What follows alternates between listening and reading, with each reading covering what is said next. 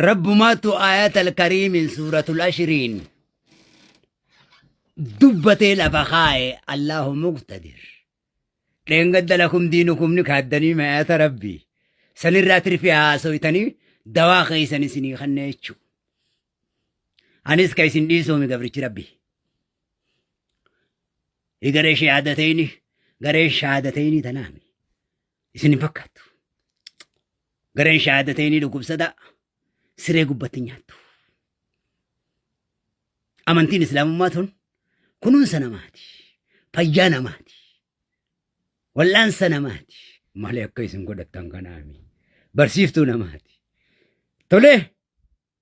سورة العشرين ربي تدوبت دين كينيا خيسا نوبين جيناغا كسبنا وانجتني ملتو خيسا ربي نيمة كيسن جتنا كان رسولا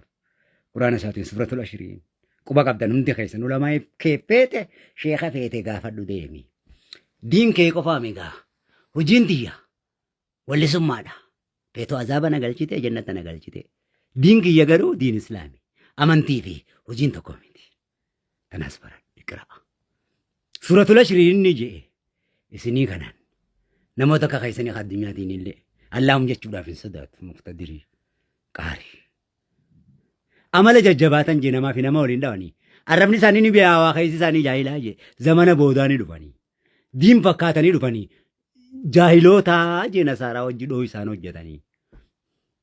وايدين سيدوبتاني جي دين غبرما ستي فكيسني نما دين الرا akka deemu akka baqatu taasisanii je diin rabbii gabrummaa nama fakkeessanii ummata keetanaatu hallayyatti guuraan sodaadhee je akkamma isin godhaa jirtan kana amma bar diin irraa nama ari'uu jirtanii bar diin keenyatti hin bu'in akka diin keesheeni keessii fide akka waan gosateetiin sii dhufe diin rabbii kun alama guutuuf dhufe sharqa wa maghrib maleekaa hunda dhufe waaqa isin qofaa dhufe akkanan godhatina isin warrasan ilaa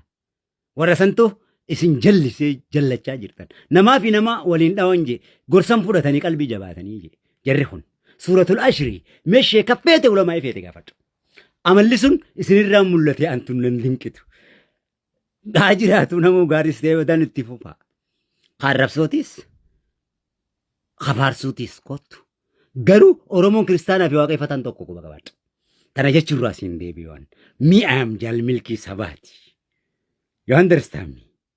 nama tanarraa sii deebi'uu miti isin gurubbii gareedhaan faannoon